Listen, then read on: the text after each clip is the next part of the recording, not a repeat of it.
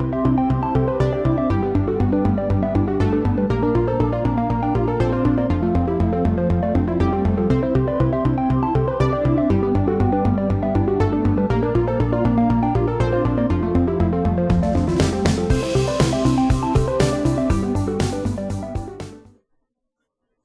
up, everybody?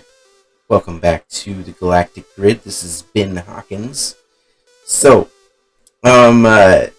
today I'm going to be making somewhat of a controversial video in the Starship Evo community, but I've had a lot of people asking me about it. So,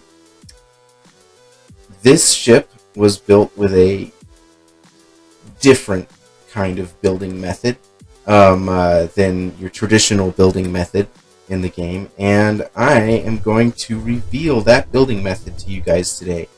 So, a lot of people have been asking me how the heck I built this saucer section. It's massive and very smooth.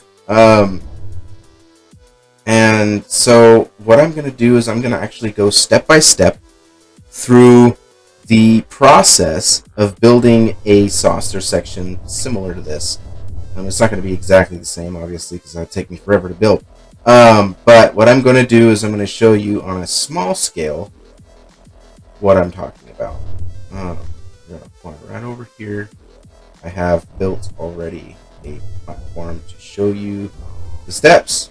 So, first thing you want to do is, obviously, you're going to start with starter block. This is going to be for the players that have been playing the game for a while. So if you need a more basic tutorial on how to build a ship, then look up some other videos. I'm going to have a step-by-step tutorial on making Starship Evo ships in the future, but I don't have one yet. So, but anyway, so the first thing you want to do is you want to start with a rotor, and then you want to place a regular block on top of that rotor, and then you want to place another rotor on top of that rotor, and then you want to do that 6 times. At least that's what I usually go for. And there's actually several different methods. I actually have a little chart here. If you guys want to zoom in a little bit so you can see it better. This right here is kind of a chart that helps you to know all of the different angles and rotors that you need to use. So, but you want to set up the angle, at least for this one. For this one, you need to be 15. So set it to 15 degrees. Each one has to be set to 15 degrees. And then you just go all the way up until you get 6 rotors. And basically have 6 different child entities. Then you're going to take and you're going to make a little cross on each one of these blocks that you've placed in between each rotor. Then once you've done that, we're gonna come over here. You're gonna take and you're gonna extend off of that cross little scaffolding blocks that are gonna go all the way down, and then you'll want to place a singular block at the very end of the scaffold. Except for these ones here, you just place a single block at the end of the cross. Or it depends on how far down you want your center of the saucer section to be. If you want the center to be more at the middle, then you'll have to build up from the bottom down from the top, or wherever you want to do it. Remember that when you are doing this, keep in mind this tower of rotors cannot be deleted once you have built your scaffolding. You've scaffolded out to where you want your anchor blocks to be, then you can delete all the scaffolding, but you have to keep this tower of rotors, because if you delete even just this bottom rotor, the whole thing goes away. It's a chain, and if you break the first link, then it's all gone. So you have to be really careful when deleting the scaffolding. But once you have gotten it all down to here, you can delete this scaffolding. Make sure you leave these blocks, and then you're going to build out from the center out to where you're wanting your edge of the saucer to be. Like for instance, for the Enterprise, I went all the way out to like 100 and something. I forget. It was like, I forget the exact width, but it was quite a bit. But then once you've done that, you can delete these scaffold blocks and just leave your, what I call, anchor blocks. These blocks need to stay no matter what. Just like your rotor blocks, they need to stay. Then you're going to want to come out here to your anchor blocks, and you're going to figure out the distance between, or the minimum distance between, not the minimum, the average distance between the two anchor blocks. So like the point at which the two faces meet, basically. And that is how wide each one of your wedges is going to be. So keep that in mind. Then what you're going to do is you're going to place down a rail block, which is just a single rail block. It creates another child entity, and then you're going to build on that child entity there. That's going to, you're going to create your wedge on that child entity. And it's very important that you do that, because otherwise this whole thing doesn't work. You build on that child entity, and you build out to where you want it to be, where you want the center to be. Like if for a saucer like this, you're going to kind of build up kind of like that, or if you want a dome like shape, then you're going to build like a dome shape. But however you want your circle to be, you just kind of build it however you want it to be. And then you're going to copy, and the easiest way to do this is, I'm actually going to show you how to do it. You're going to go into no clip mode and just kind of phase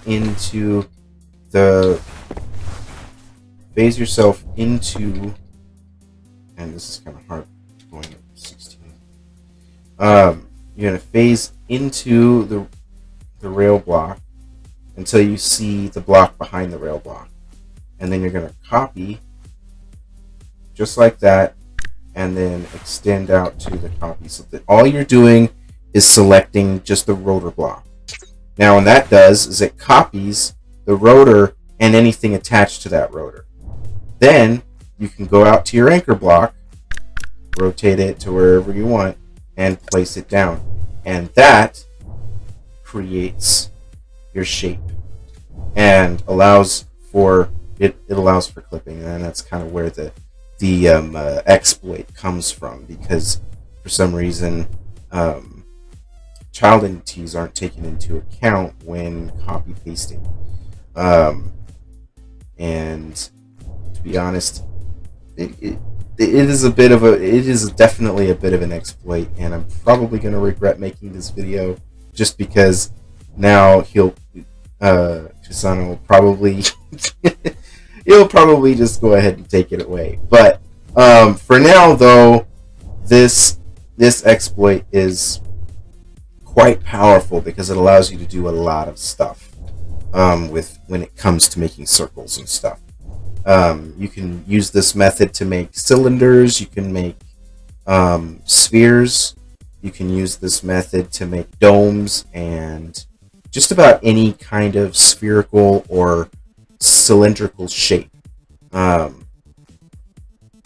Basically anything that you can make a pie with, and then make your pie sliver, you can make this. And the more edges, the more sides to your circle that you have, the more, or the the more detailed it will be. I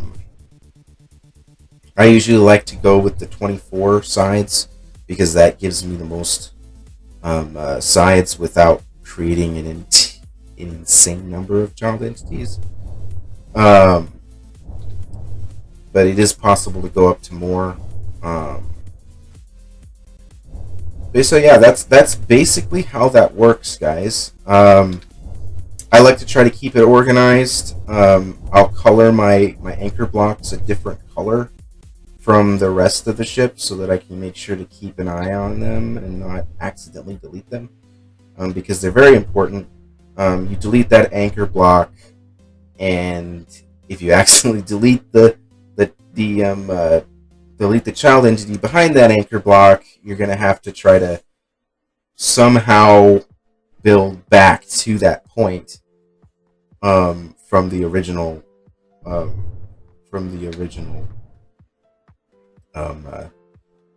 rotor, which will be very, very difficult and a major headache, but not impossible, just a very big major headache.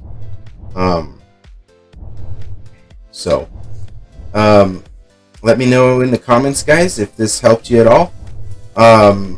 It took me a while and a lot of experimenting to try to get this working. I love building using this type of this building method, just because it gives me the ability to make much more higher resolution designs and ships. I like to build circles. I don't know why. I've always wanted to build circles within block games. It doesn't make any sense, but I just love how smooth things look. And one of the tricks that I found when building on the Enterprise is when doing the whole copy paste thing, or when doing the whole wedge thing, try to make it look as smooth as possible by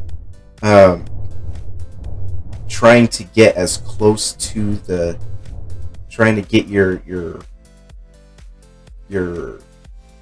slivers or your pizza slices, for lack of a better phrase, try to get them as close as they possibly can together, so that you can have as seamless as possible, as seamless of a connection as possible. Like for instance, up here, this isn't exactly very seamless. You can kind of see where the seams are, and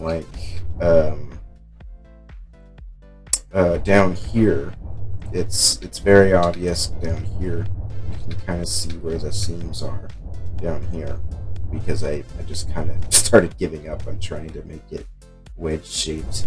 And then of course the deflector dish is very, very obvious. Things like this dome right here. This dome is just an insane number of child entities. It's I believe, I can't remember. I think the dome, it's connected to the rest of the rotors in the center, but they have their own setup here. Yeah. So it's, as you can see here, I had to build out from them because I did this dome after I'd done the saucer, and so I still have the scaffolding from there. But you can see where the anchor points are here, and then I used a little bit more craziness here for this dome here. I actually used hinges so that I could have a very smooth slope going from this point down to the center. And it's also, if you're gonna make a light dome, like if it's gonna be lights and stuff, you can't use wedges because we don't have lit up wedges yet. And so I had to actually use this method to create my light dome. So, same with the Bassard collectors. These Bassard collectors use hinges on the back side. It just goes down all the way down.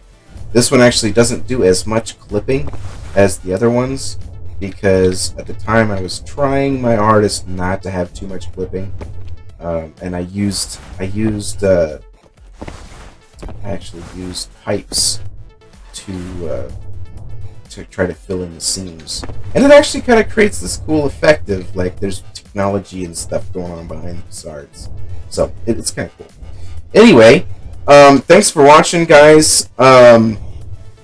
Hopefully this helped you out. Kind of give you some ideas on how you can build the best looking saucers and discs and spheres that you possibly can in this game. Keep in mind that it is a kind of frowned upon technique in the community, and you might get you might get the inquisitorial squad coming down on you, or you might get it may end up going away, and this is a feature that could possibly get patched out in the future, and it may not work in the future. So I mean, I guess use it while you can. But anyway, guys, thanks for watching. I hope to see you guys in the next video. Bye.